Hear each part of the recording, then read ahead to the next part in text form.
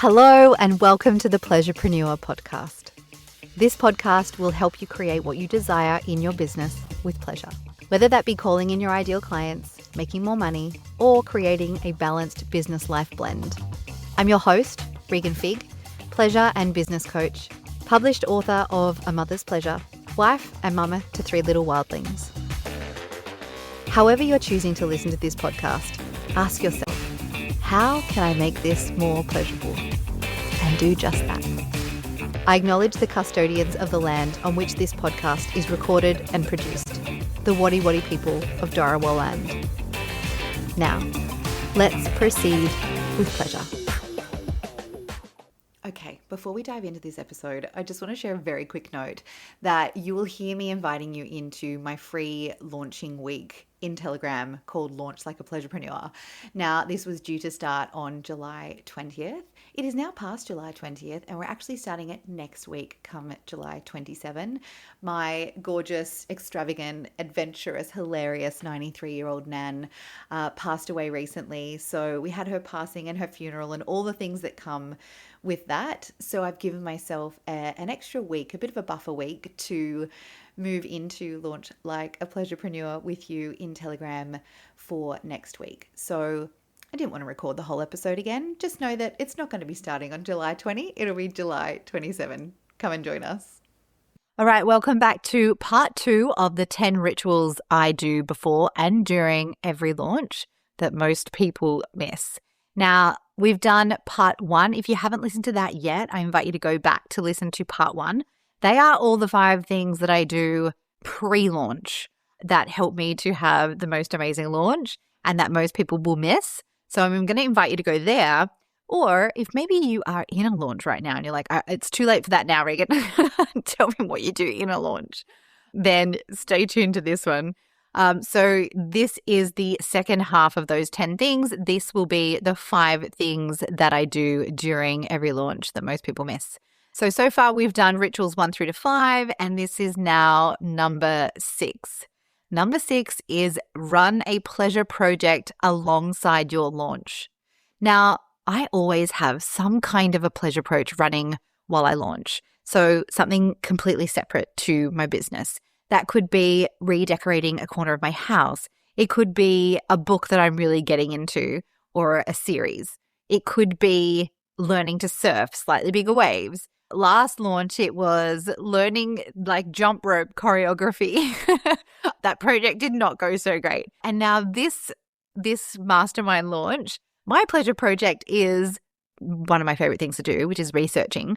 But I'm researching like my 40th birthday, like outfits and DJs and music and playlists and venues. I'm undecided whether I just want to tell all my friends to come to a really good gig that might be on around my birthday, or if I actually plan something myself.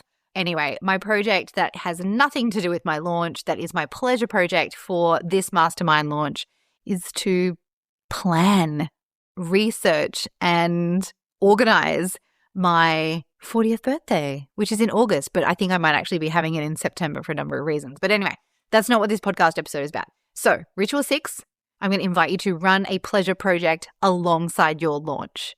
So maybe that means for you learning to bake sourdough. Maybe it means watercolor painting. Maybe it means taking up a new skill. Maybe you want to learn how to start pole dancing. I don't know. I think the more fun, enjoyable, the more chance there is of a laugh, the better. Like, just let yourself have some creative outlet, some piece of fun, enjoyment, creativity that isn't just your launch, right? We don't want to put all of our attention and wait on this one launch. It's kind of like, look, it's been 20 years since I've dated. But if you start dating someone and they're like all of a sudden obsessed with you, it's like repulsive. Not like in a vomit way, but like in a magnetic way. Like it's repelling, you know? We don't want to have that kind of repulsion with our launch or with the women that we're calling inside or with our audience, right? We want attraction, not repulsion. So give yourself a little bit of space from your launch by playing with a pleasure project on the side. That did not sound great, but you know what I'm saying. Okay, ritual 7. I list out the celebrations to claim throughout the launch. Not just, if I hit the goal at the end, I reward myself. Like, you guys know this about me and about my work. Like, pleasure is the fuel. It is the resource to create the success. It is not the reward for it at the end. Yeah? If celebration is only happening for you, is only available to you at the finish line, and only if you win, you are withholding joy from yourself. You are withholding that resource, that lit up fire, that fuel from yourself for potentially weeks? Like, that's brutal. And also, it's just bad strategy because you need that dopamine hit along the way to keep showing up. Sure, at the start of your launch, there's going to be all the dopamine and the excitement, and you're like, yeah, this is exciting, da da da. And then you'll probably find that there might be a bit of a slump. Maybe you don't create the results that you thought you might in a certain time period. It might feel like a bit of a slump. That's when the dopamine wears off, right? It's no longer new. It's no longer a novel thing, this launch. You're in it. And so let's keep celebrating as we go. Like, bring pleasure in throughout the process through celebration, not just withholding it until the very end if you decide that it's successful. Yeah? So if you are the mentor who just hit send on your first ever sales email, maybe your heart's racing, maybe you haven't even seen a single sale yet, like, that's your celebration moment right there. Yeah, it's, your first comment, your first DM asking for the link. It's that first yes, right? Each one gets acknowledged. Each one gets to be celebrated. You do not need to tell yourself that I'll celebrate once I hit that number. Celebrate the whole way through. And no, it doesn't detract from the end, right? It's like we're so good at practicing disappointment that we will have literally a plan B before we've even started on the plan A of the launch. But yet we're not prepared to practice celebration. We're not prepared to celebrate our wins before they happen, but we're prepared to plan for our losses before they happen. Make it make sense, right? Let's have equal airtime up the other end of the spectrum where we're celebrating and acknowledging and recognizing the work that we're doing and the achievements that we are making along the way. Ritual 8. This one is a non-negotiable for me. I have just got a brick. Have you ever heard of that? Obviously not the bricks that you build a house with. I'm sure everyone's heard of that. It's a brand. It is, I'm demonstrating with my hands, even though this is a podcast episode and I know you can't see me. It's a little square plastic grey thing called a brick that you can stick, like, I don't know, in your fridge, in your drawer, whatever.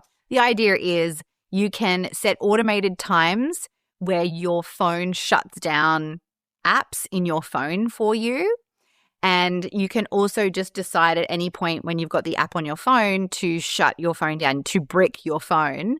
And you can't unbrick your phone unless it's outside of those hours or unless you go up to the actual brick itself. Mine's stuck to my fridge, which is like a good 3 rooms away from where I work. So it's like too much of an effort to actually have to go and unbrick my phone just to like automatically tap onto Instagram for no reason whatsoever.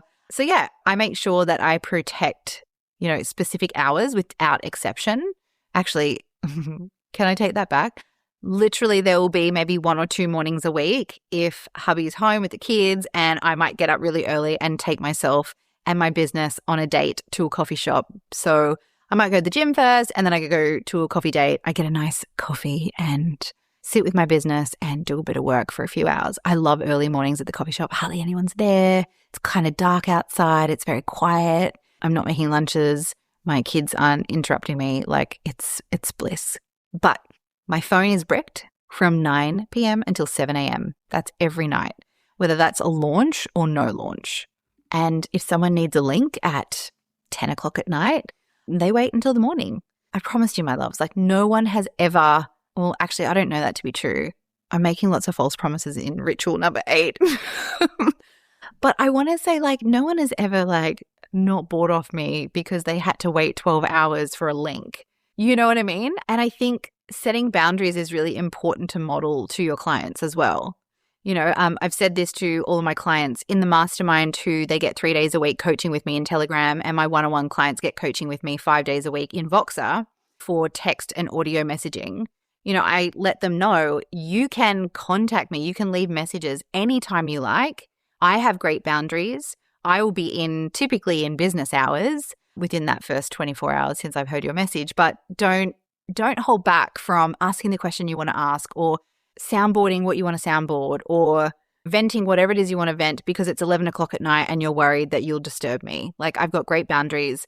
I have my time set for work and my time set for when I am definitely not working. So if you are someone who thinks that being all in on a launch means being contactable 24/7, replying to every DM the second that it lands at 11 p.m., feeling half asleep, I need you to hear this.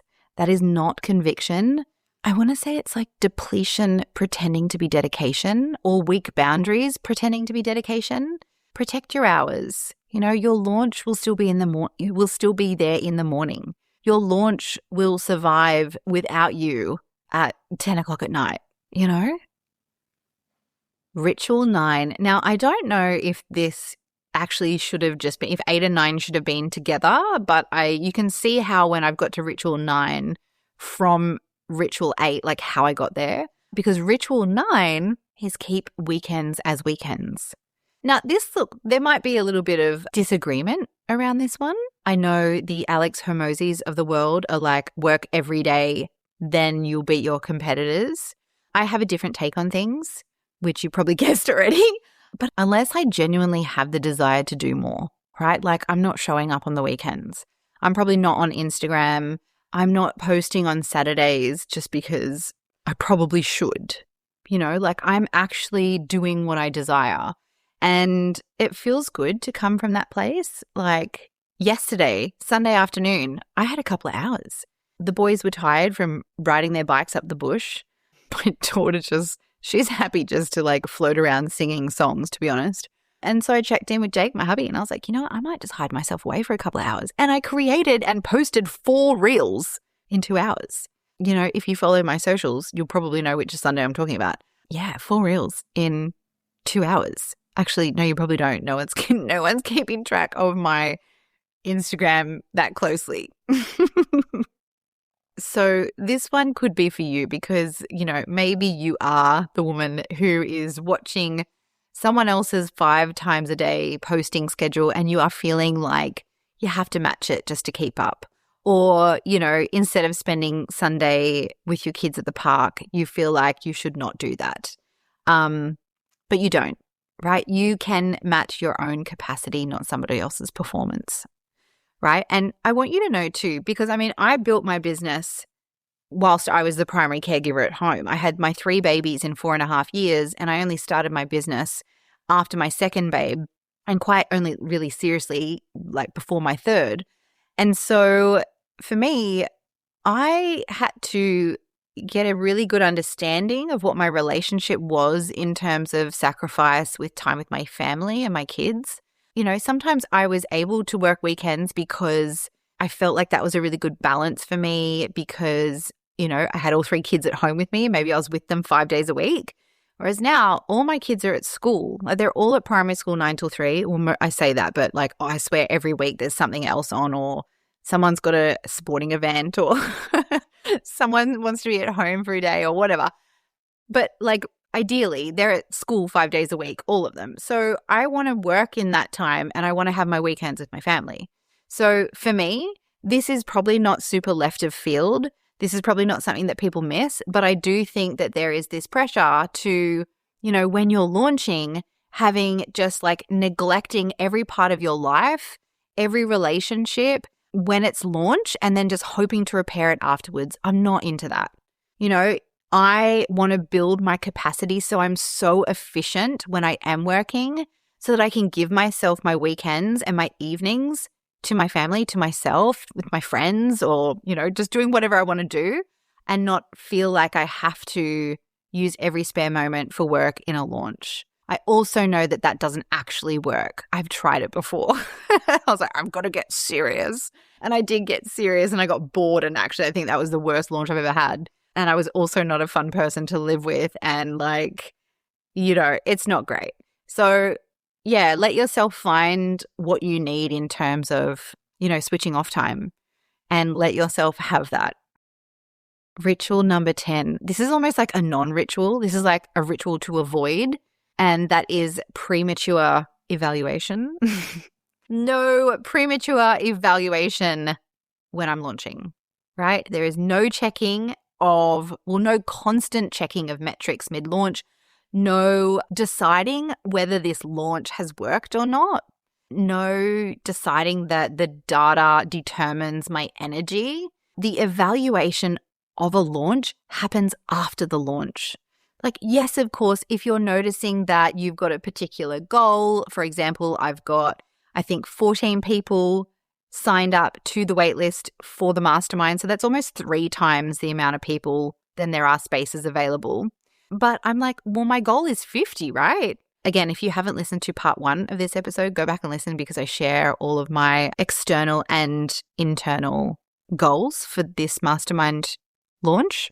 But yeah, like, I'm obviously going to be keeping track of the number of women who have joined the waitlist. I know I'm at about 28%. I didn't just do that in my head then. I did it this morning. That's how I know the percentage.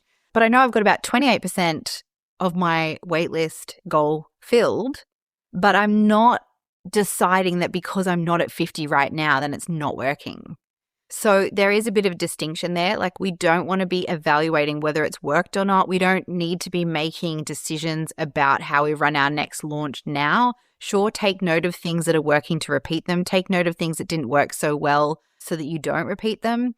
But I see this a lot where my clients, and I've done this in the past before, where every day it's like, right, we're evaluating where we're at now. Oh, I still haven't had any sign up. So the rate is nowhere near where I need it to be. It's like you can literally sell out in an hour, and it could be the last hour. Like, don't evaluate now. Stick with the plan. Stick with the plan. Make sure that you let this strategy do the strategying, right? And if you don't have a plan and if you don't have a strategy, then get inside Launch Like a Pleasurepreneur. It is absolutely free.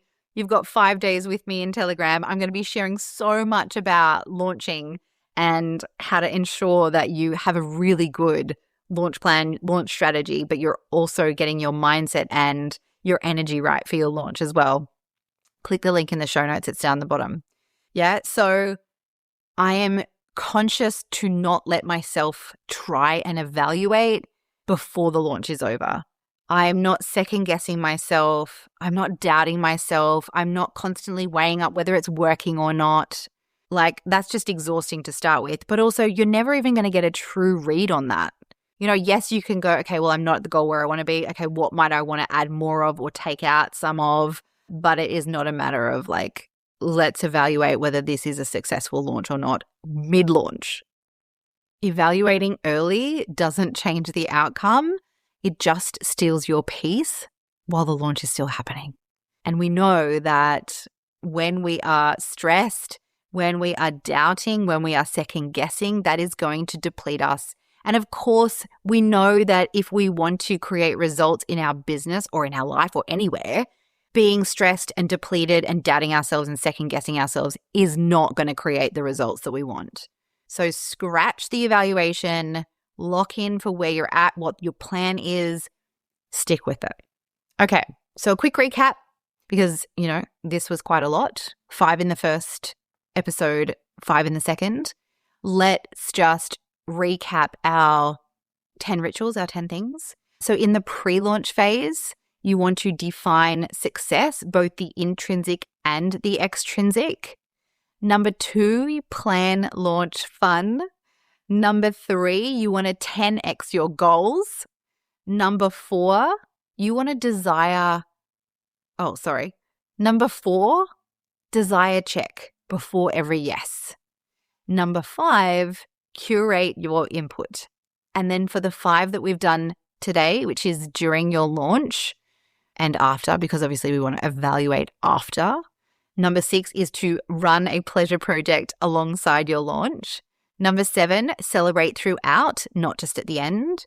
Number 8, protect specific hours. So that could be phone bricked. Number 9, keep weekends as weekends, or keep your time. You decide when you want that time. And number 10, my love, no premature evaluation. Now, here's the thing, none of these are hacks. None of these are growth tactics. They are just like how I protect the version of me that can actually show up and sell with conviction, because that is the bit that most people can skip. They're focusing on content, and maybe you're like this, you're focusing on your content, you've got your offer, but you are trying to launch from an anxious, depleted, comparison-soaked nervous system and then wondering why it feels so hard in actually doing the launch and also to create the results. If any part of you is like kind of nodding along right now going, yeah, okay, but what do I actually post? I've got you. I mapped out the 14 best performing posts and emails from my own $20,000 launch, the actual content, the why it worked, plus a prompt to make it yours. It is as I've spoken about before, my launch content goldmine. It will be paused for the week of the 20th while we are in the Launch Like a Pleasurepreneur experience. So that is also as part of what you get for being on the waitlist for the mastermind. Now, if you're on the waitlist for the mastermind, that's no obligation to join. It's just you getting the free stuff that's on the waitlist, because I want to make sure if you are someone who decides to join, you're starting the Pleasurepreneur mastermind already with momentum, already with content that's working, already feeling really good. Yeah, that is how I want you to step into the mastermind feeling. If not, that's fine. We fix that in the mastermind. The mastermind is about making way more pleasure, making way more money with way more pleasure, right? So yeah, you can join us on the waitlist for the mastermind. There's no obligation to join the mastermind, but in there is a number of things that will help you create even better results before you even jump into the mastermind if you decide to do so. So yeah, the gold mine, you get instant access to that content the moment you join, again, unless it's during that week of the 20th when I'm running Launch Like a Pleasurepreneur. So from July 20th, you're with me inside Telegram for 5 days where we work through the mindset and the conviction side of things. The mindset, the energetic side, the conviction side, the actual like showing up and selling part. As I said, this is exclusive to the women on the Pleasurepreneur Mastermind waitlist. So join the waitlist via the link in the show notes and you'll be straight inside. All right, my loves, that is it for today. Go and plan some launch fun and I will see you here next week. Bye for now.